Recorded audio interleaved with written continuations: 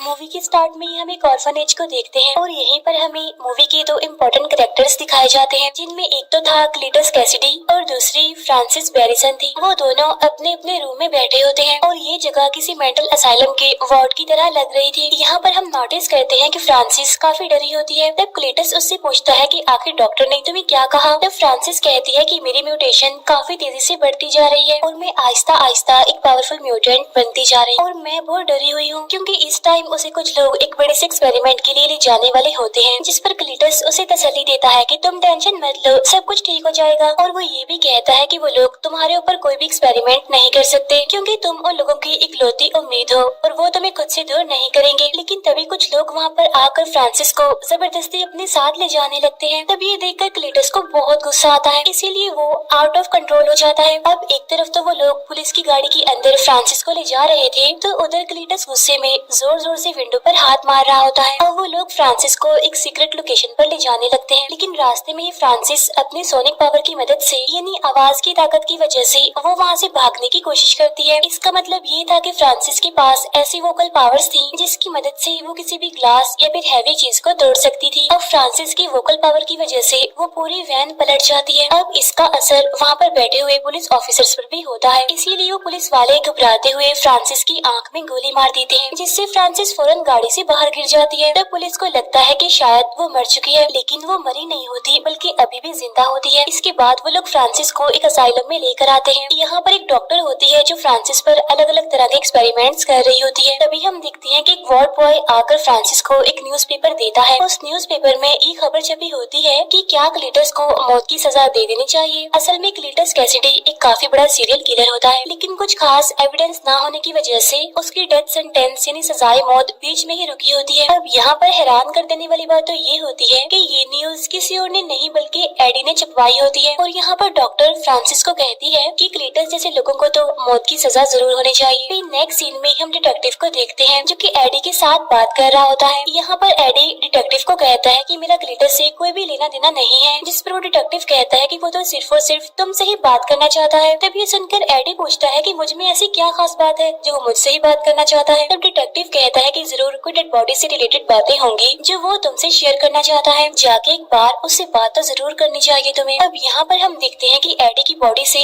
Venom बाहर आकर उस डिटेक्टिव को खाने ही वाला होता है, लेकिन तभी एडी वेनम को रोक लेता है। इसके बाद वो दोनों यानी एडी और वेनम वॉशरूम में चले जाते हैं, जहाँ अंदर जाकर ये दोनों बातें करने लगते हैं। तभी वहाँ बैठी एक लेडी और डिटेक्टिव इनकी बातें सुन रहे थे। इन बातों में वेनम एडी को कहता है कि हमें सिटी के अंदर जाकर सिटी को प्रोटेक्ट करना चाहिए, और यहाँ पर हम लोग बैठकर सिर्फ और सिर्फ बातें कर रहे हैं। अब यहाँ पर अगर देखा जाए तो वेनम एडी की इंसल्ट कर रहा होता है और साथ साथ उसे चिढ़ाता भी है, जिस पर एडी उसे कहता है कि वेनम तुम्हें मेरी रिस्पेक्ट करनी चाहिए, मैं तुम्हारा होस्ट हूँ, तो कम से कम इस बात की तो इज्जत रख लो। इसके फौरन बाद एडी यानी वेनम क्लीटस से मिलने के लिए एग्री हो जाता है। इसके बाद एडी क्लीटस से मिलने के लिए एक जेल में आता है। अब यहाँ पर उन दोनों के बीच बातें होने लगती है। यहाँ पर एडी क्लीटस से पूछता है कि आखिर तुम्हें मुझसे क्या चाहिए, तुमने मुझे यहाँ पर क्यों बुलवाया है। तब क्लीटस कहता है कि तुम्हें मेरे फैंस के लिए एक न्यूज को प्रिंट करना होगा और इसके बदले में मैं तुम्हें एक एक्सक्लूसिव इंटरव्यू दूंगा, और इस इंटरव्यू में मैं तुम्हें अपने सारे सीक्रेट्स बता दूंगा कि आखिर मैंने जितने भी मर्डर्स किए हैं उनके पीछे क्या राज है और वो डेड बॉडीज कहाँ पर हैं। तब एडी उससे पूछता है कि आखिर इस पूरे काम के लिए तुमने मुझे ही क्यों चुना। तब जवाब में क्लीटस उससे कहता है बिकॉज आई लाइक यू। अब यहाँ पर क्लीटस एडी को वही न्यूज प्रिंट करने के लिए कहता है जो फ्रांसिस ने कुछ दिन पहले ही पढ़ी होती है, और जब एडी वहाँ से जाने लगता है तो क्लीटस उसे रोक लेता है और उसका ध्यान दीवार पर बनी कुछ शेप्स पर कर देता है। वहाँ पर कुछ मैसेजेस भी लिखी होती हैं,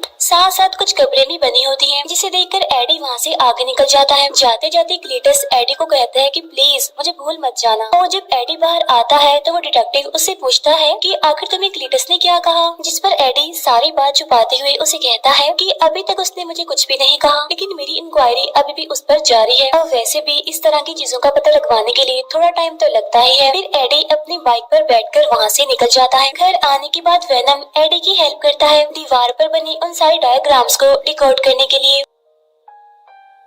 साथ साथ उसे बीच की एक लोकेशन भी बताता है जहाँ पर क्लीटस ने सारी डेड बॉडीज को छुपा कर रखा हुआ था। फिर नेक्स्ट डे बहुत सारे पुलिस ऑफिसर्स उसी लोकेशन पर पहुँच जाते हैं जहाँ पर उन्हें बहुत सारी डेड बॉडीज मिलती हैं जिन्हें क्लीटस ने ही मारा होता है। इसके बाद सारे रिपोर्टर्स आकर एडी से बात करने लगते हैं और उससे पूछते हैं क्या तुम्हारी क्लीटस से दोस्ती हो गई है जो उसने ये सारे सीक्रेट्स तुम्हें बता दिए, यानी कि उसने अपने मारे हुए लोगों की सारी डेड बॉडीज को कहाँ पर छुपा कर रखा हुआ है, क्योंकि उससे अभी तक सिर्फ और सिर्फ तुम ही मिले हो अकेले और तुम्हारे उससे मिलने के बाद ही हमें ये इन्फॉर्मेशन मिल पाई है। अब जब ये इंटरव्यू लाइव टीवी पर आ रहा होता है तो ये देखकर वो डिटेक्टिव काफी गुस्सा हो जाता है क्योंकि इस बारे में एडी ने उसे नहीं बताया था बल्कि सारी बात छुपाई। तो इतनी बड़ी न्यूज देखकर तो उसको शॉक लगना ही था। अब यहाँ पर सारे एविडेंस मिलने की वजह से क्लीटस को सजाए मौत सुना दी जाती है क्योंकि ये न्यूज हर जगह पर फैल जाती है और फ्रांसिस को भी इस बारे में पता चल जाता है। और ये पता चलने के बाद तो फ्रांसिस बहुत दुखी होती है और उधर क्लीटस को भी ऐसा लगने लगा था कि शायद एडी ने उसे धोखा दिया है। तो इसी वजह से वो इस सब के लिए एडी को रिस्पॉन्सिबल कहता है क्योंकि इस न्यूज के छपने की वजह से एडी रातों रात फेमस जो हो जाता है। इसके बाद वेनम एडी को कहता है कि हम मिलकर दुश्मनों का खात्मा करेंगे और वो एडी को ये भी कहता है कि अब मैं मुर्गियां खा खा कर तंग आ चुका हूँ और अब मैं इंसानों को खाने के लिए बेचैन हूँ। तब ये सुनकर एडी उसे कहता है कि हम तो पहले ही क्लीटस के केस में उलझे हुए हैं तो इसीलिए समझदारी इसी में है कि हमें और कोई रिस्क नहीं लेना चाहिए और अगर किसी भी पर्सन की मौत हो गई या फिर कोई गायब हो गया तो FBI का सीधा शक हमारे ऊपर ही होगा, इसीलिए इस टाइम में हम किसी भी मुसीबत को दावत नहीं दे सकते। अब इसी वजह से उन दोनों के बीच बहस होने लगती है और वेनम एडी को बुरा भला कहने लगता है। तब यहाँ पर एडी उसे फिर से कह देता है कि प्लीज मेरी रिस्पेक्ट किया करो। इसके बाद एडी मिलने के लिए एक शॉपकीपर के पास जाता है। इसके बाद वो सीधा एक पोल्ट्री फार्म में जाता है जहाँ पर आते ही वेनम बहुत सारी मुर्गियाँ खाने लगता है। अब खाना खाने के बाद जब भी दोनों वहाँ से जाने ही वाले होते हैं कि तभी रास्ते में गैंगस्टर एक लेडी को परेशान कर रहा होता है और उससे पैसे छीन कर वहाँ से भागने की कोशिश करता है। तब एडी वेनम को इस मसले में ना पड़ने के लिए कहता है लेकिन वेनम एडी की कोई बात नहीं सुनता और वो उस गैंगस्टर को खाने की कोशिश करता है। यहाँ पर एडी वेनम से काफी रिक्वेस्ट भी करता है कि प्लीज ऐसा मत करो, इसीलिए वेनम उस गैंगस्टर को छोड़ देता है और वो दोनों आगे बढ़ जाते हैं। और तभी अचानक से एडी के पास उसके फ्रेंड एन की कॉल आती है और वो एडी को मिलने के लिए बुलवाती है, इसीलिए एडी भी उससे मिलने के लिए एग्री हो जाता है। तब जब वो दोनों मिलते हैं तो यहाँ भी अंदर ही अंदर वेनम एडी से बातें कर रहा होता है। तो ये देखकर एन को भी पता चल जाता है कि एडी अंदर ही अंदर वेनम से बातें कर रहा है। तो इसीलिए एन एडी से पूछती है क्या वेनम अभी भी तुम्हारे साथ ही है, जिस पर एडी कहता है कि नहीं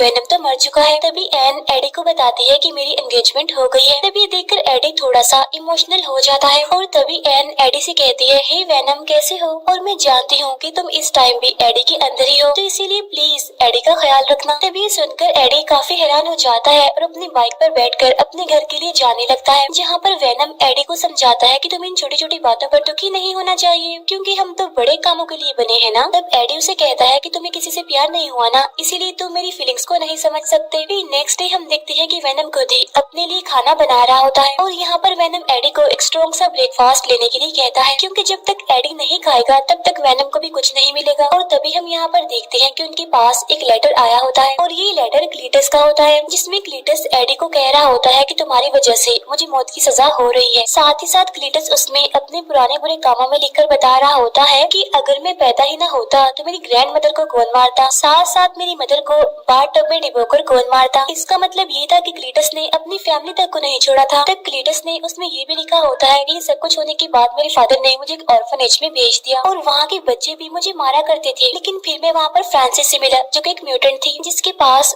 वोकल पावर्स थी और यहाँ पर हमारी एक अच्छी बॉन्डिंग बनी और हमारी दोस्ती हो गई और फिर देखते ही देखते हम दोनों एक दूसरे को पसंद करने लगे थे। और अब एडी मैं लास्ट टाइम तुमसे मिलना चाहता हूँ तो इसीलिए एडी भी अब उससे मिलने के लिए एग्री हो जाता है। इसके बाद में हम देखते हैं कि एडी उससे मिलने के लिए जेल में जाता है जहाँ पर क्लीटस एडी को बताता है कि मैं हमेशा से ही एक फैमिली के लिए तरसता रहा, जिस पर एडी कहता है कि हाँ अपनी ग्रैंड मदर और अपनी माँ को मारने की बात ऐसा तो होना ही था। यहाँ पर क्लीटस उससे कहता है कि अगर मुझे मौत की सजा हो गई तो मेरी मौत के रिस्पॉन्सिबल कोई और नहीं बल्कि तुम होगे। साथ साथ वो एडी को ये भी कहता है कि एडी तुम इंसानियत पर एक धब्बा हो। असल में ये क्लीटस की एक चाल होती है क्योंकि वो एडी को गुस्सा दिलाने की कोशिश कर रहा था और यही वजह होती है कि वेनम को भी उस पर गुस्सा आने लगता है, इसीलिए वो एडी के पेट से निकलकर क्लीटस को मारने लगता है। लेकिन अब क्योंकि क्लीटस काफी चालाक होता है, इसीलिए वो उसके हाथ को पकड़कर उस पर बाइट कर लेता है। लेकिन तभी वहाँ पर गार्ड आकर उनकी लड़ाई छुड़वा देता है। इसके बाद जब एडी वहाँ से जाने लगता है तो क्लीटस उससे कहता है कि खून का टेस्ट मैंने पहले भी किया है, लेकिन तुम्हारा खून तो बिल्कुल अलग है। अब तभी हम देखते हैं कि जब क्लीटस ने एडी को काटा था तो उसके सिम्बियोट का थोड़ा सा पार्ट क्लीटस के अंदर ही रह जाता है। इसके बाद हम देखते हैं कि जब एडी अपने घर पहुँच जाता है तो वेनम उससे माफी मांगता है कि मुझे ऐसा नहीं करना चाहिए था,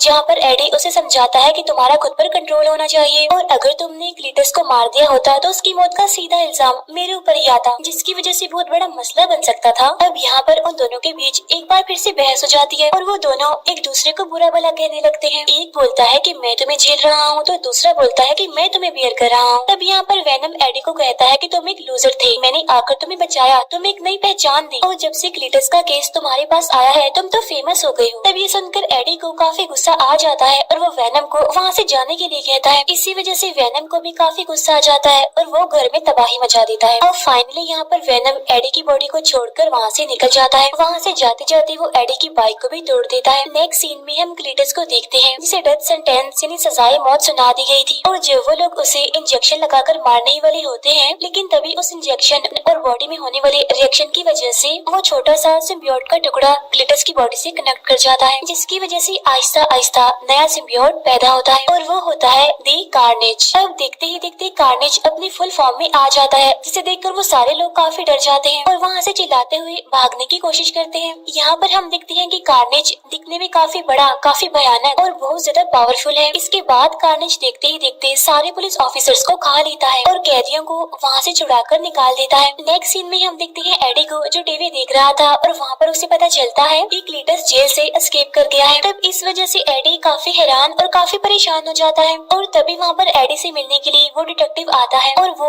इस सारे इंसिडेंट का रिस्पॉन्सिबल एडी को कहता है, जिस पर एडी कहता है कि नहीं, मैं तो इस बारे में कुछ नहीं जानता कि आखिर क्लीटस वहाँ से कैसे भाग गया, इसीलिए तुम इसका रिस्पॉन्सिबल मुझे नहीं कह सकते। तब ये सुनकर वो डिटेक्टिव कहता है कि वो सिर्फ और सिर्फ तुमसे मिला है, तो क्या पता उसे वहाँ से आजाद करने में तुम्हारा ही कोई मास्टर प्लान हो। उधर हम देखते हैं कि वेनम एक एक करके बॉडीज को चेंज कर रहा होता है क्योंकि उसे अपने मुताबिक कोई सुटेबल बॉडी नहीं मिल रही थी। इसके बाद वो एक लड़की को पोजेस करके एक पार्टी में चला जाता है जहाँ पर सभी लोगों ने अलग अलग तरह के कॉस्ट्यूम पहन रखे थे और वहाँ पर एक हेलोवीन पार्टी जैसा माहौल होता है जहाँ पर सभी को लगता है कि वेनम ने भी एक कॉस्ट्यूम पहना हुआ है जिसमें वो काफी स्मार्ट लग रहा है और साथ साथ साइज में काफी बड़ा भी, इसीलिए सभी लोग उसकी तारीफ करने लगते हैं। फिर हम क्लीटस को देखते हैं जो कि गाड़ी चुराकर भाग रहा होता है। अब जिस तरह से वेनम एडी से बात किया करता था वैसे ही यहाँ पर कार्नेज क्लीटस से बातें कर रहा होता है और वो कहता है कि अभी तक दुनिया में सिर्फ एक ही सिम्बियोट है और वो है वेनम, और अगर हम दोनों मिलकर उसे खत्म कर दें यानी वेनम को खत्म कर दें तो पूरी दुनिया पर हमारा ही राज होगा। जिस पर क्लीटस कहता है कि सबसे पहले मुझे अपनी पार्टनर यानी फ्रांसिस को आजाद करवाना है क्योंकि मैं उससे बहुत प्यार करता हूँ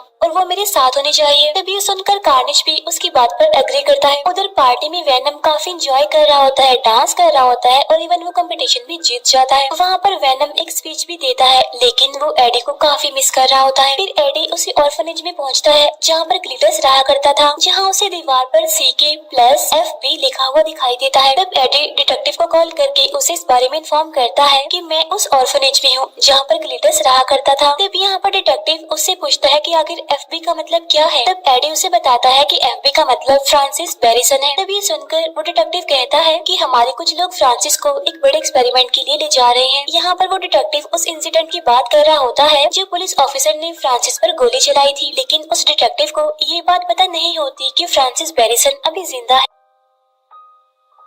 उधर क्लीटस एक शॉप में जाकर उसकी ओनर को मार डालता है, साथ ही वो वहाँ के कंप्यूटर को हैक करके सीक्रेट लोकेशन यानी उस असाइलम का भी पता लगवा लेता है जहाँ पर फ्रांसिस को रखा गया था। अब उस असाइलम में आने के बाद तो सबसे पहले वो वहाँ के डॉक्टर्स को मारता है और फिर वो फ्रांसिस से मिलने के लिए आता है और यहाँ पर ये दोनों एक दूसरे के आमने सामने आकर बहुत खुश होते हैं। यहाँ पर क्लीटस कार्नेज की मुलाकात फ्रांसिस से करवाता है। अब ये तीनों आपस में मिलकर काफी खुश हो रहे होते हैं। इसके बाद ये तीनों ही गाड़ी की मदद से वहाँ से भागने लगते हैं। और अब इनके पीछे पुलिस पड़ चुकी होती है। लेकिन कार्नेज के सामने कौन टिकने वाला था। कार्नेज बाहर आकर सारी पुलिस की गाड़ियों को उठा कर फेंकने लगता है और सभी पुलिस ऑफिसर्स को वो जान से मार डालता है। उधर वेनम एक दूसरी बॉडी में आकर उसी शॉपकीपर के पास आता है, जहाँ पर वो उनसे कुछ खाना और चॉकलेट्स मांगता है, क्योंकि एडी को छोड़ने के बाद वो काफी दिनों से भूखा था। फिर एडी को पुलिस कस्टडी में ले लिया जाता है, क्योंकि पुलिस को लग रहा था कि कल रात जो अटैक हुआ है उसके पीछे एडी का हाथ, क्योंकि एडी के घर के पास उन्हें बहुत सारी डेड बॉडीज भी मिली थी। यहाँ वो डिटेक्टिव एडी को सारी बात सच सच बताने के लिए कहता है। तब एडी कहता है कि जब तक मैं एक फोन कॉल नहीं करता तब तक मैं तुम्हें कुछ भी नहीं बताऊंगा। तो इसके बाद एडी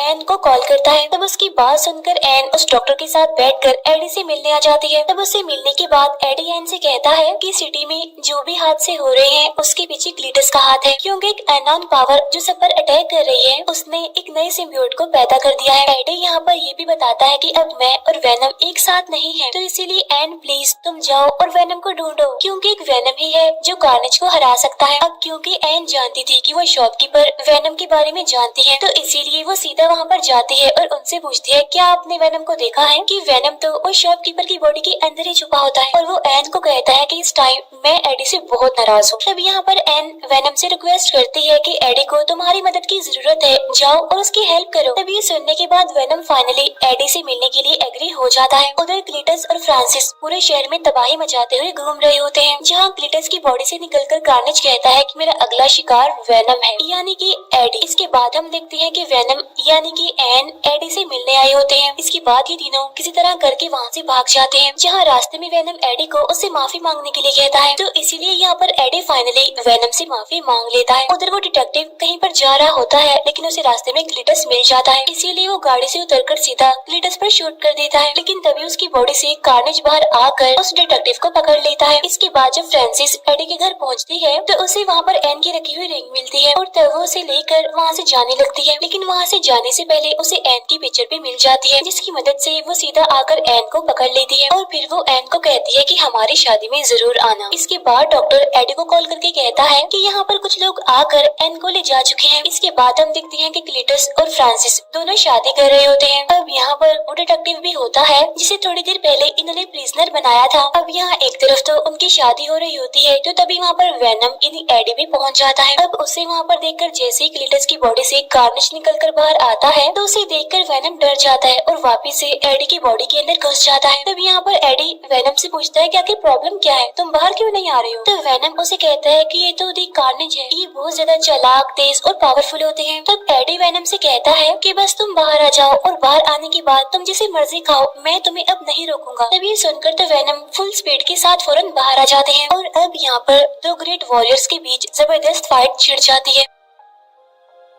दोनों ही आपस में एक दूसरे को हराने की कोशिश करते हैं, साथ साथ एक दूसरे पर हावी होने की भी काफी कोशिश कर रहे होते हैं। लेकिन यहाँ पर कार्नेज वेनम पर भारी पड़ रहा होता है, उसे उठा कर फेंक रहा होता है। अब यहाँ दरमियान में कार्नेज और फ्रांसिस के बीच में बातें भी हो रही होती है। लेकिन अब क्योंकि फ्रांसिस के पास वोकल पावर होती है, इसीलिए वो जोर जोर से चिल्ला रही होती है, जिसकी वजह से कार्नेज को कुछ प्रॉब्लम हो रही होती है। क्योंकि हम जानते हैं कि सिम्बियोट और एक्सट्रीम लेवल की हीट सोनिक पावर को बर्दाश्त नहीं कर पाती। तब इसी बात का फायदा उठाकर यहाँ पर डॉक्टर कार्नेज के ऊपर पेट्रोल डालने लगता है और साथ ही साथ वहाँ पर एक काफी बड़ा घंटा भी होता है जो कि बजने लगता है। अब घंटे की आवाज सुनकर दोनों ही सिम्बियोट्स अपने अपने होस्ट की बॉडी से बाहर आने लगते हैं। लेकिन जैसे ही वहाँ पर आवाज आना बंद होती है तो ये दोनों सिम्बियोट्स वापिस से अपने अपने होस्ट की बॉडी में आ जाते हैं। इसके बाद कार्नेज एन को लेकर सीधा एक बिल्डिंग की टॉप पर जाने लगता है, लेकिन अब तक वेनम की बॉडी पर काफी पत्थर गिर चुके होते हैं, इसीलिए वो वहाँ तक पहुँच नहीं पाता। और यहीं पर वो एडी को कहता है कि इस बार हम ये जंग नहीं जीत सकेंगे, क्योंकि कार्नेज मुझसे बहुत ज्यादा पावरफुल है। इसके बाद कार्नेज फ्रांसिस को भी पकड़ लेता है और उसे अपना मुंह बंद करने के लिए कहता है, क्योंकि उसकी सोनिक पावर कार्नेज को काफी परेशान कर रही थी। अब क्योंकि कार्नेज की पकड़ काफी तेज होती है, इसीलिए फ्रांसिस का दम घुटने लगता है, इसीलिए वो वहीं पर गिर जाती है। तब ये देखकर क्लीटस को गुस्सा आ जाता है और वो कार्नेज को अपनी बॉडी से दूर हटने के लिए कहता है। लेकिन अब क्योंकि कार्नेज का पूरा कंट्रोल क्लीटस की बॉडी पर होता है, इसीलिए वो उसे खुद से अलग नहीं होने देता। अब ये सारा सीन वेनम भी देख रहा होता है, इसीलिए वो एडी को कहता कहता है कि देखो कार्नेज का कंट्रोल क्लीटस की बॉडी पर नहीं है। तब ये सुनकर एडी कहता है कि हाँ,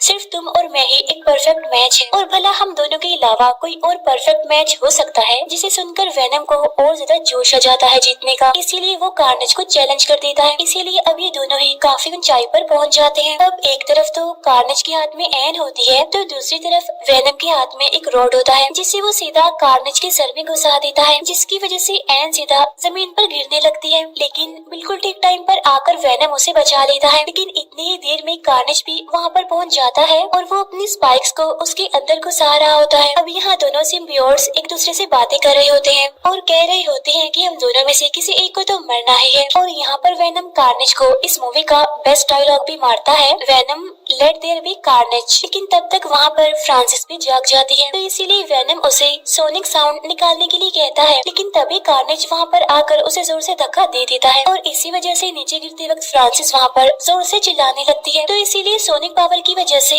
वहाँ की सारी दीवारें टूटने लगती है और साथ ही इतनी जोरदार आवाज की वजह से दोनों ही सिम्बियोट अपने अपने होस्ट की बॉडी से अलग हो जाते हैं। लेकिन तभी वहाँ पर वो बड़ा सा घंटा नीचे आकर गिरने लगता है, लेकिन उसके नीचे फ्रांसिस लेटी होती है। लेकिन तभी वेनम वहाँ पर एक बार फिर से आकर एडी, एन, उस डॉक्टर और फ्रांसिस को बचा लेता है। यहाँ पर क्लीटस की बॉडी से कार्नेज पूरी तरह से अलग हो चुका था और यहाँ पर कार्नेज दोबारा से आकर क्लीटस की बॉडी से मिलने की कोशिश करता है, लेकिन तब तक वेनम वहाँ पर आकर उसे खा लेता है। इसके बाद वेनम वहाँ पर आकर क्लीटस को पकड़ लेता है। इसके बाद वेनम क्लीटस को भी जान से मार डालता है और इतनी ही देर में वहाँ पर पुलिस भी आ जाती है और फाइनली सारे खतरे भी टल जाते हैं। इसके बाद एडी उस डॉक्टर को कहता है कि तुम एन को अपने साथ ले जाओ। लेकिन यहाँ पर हम देखते हैं कि इस हादसे में वो डिटेक्टिव बच गया होता है। इसके बाद हम देखते हैं कि वेनम और एडी एक किनारे के पास बैठे होते हैं। लेकिन इसके बाद सीन शिफ्ट होकर एक रूम पर आता है जहाँ पर एडी बेड पर सो रहा होता है। तब वेनम उससे पूछता है कि हम दोनों को एक दूसरे से कुछ सीक्रेट्स छुपाने चाहिए। तब एडी कहता है कि हर चीज का एक पास्ट होता है। तब वेनम उसे कहता है कि मैं तुम्हें कुछ बताना चाहता हूँ, लेकिन अगर मैं तुम्हें बताऊंगा तो तुम्हारा दिमाग फट जाएगा। लेकिन ऐसी बहुत सारी बातें हैं जो मैं जानता हूँ और तुम्हें बताना भी चाहता हूँ, लेकिन वो सारी बातें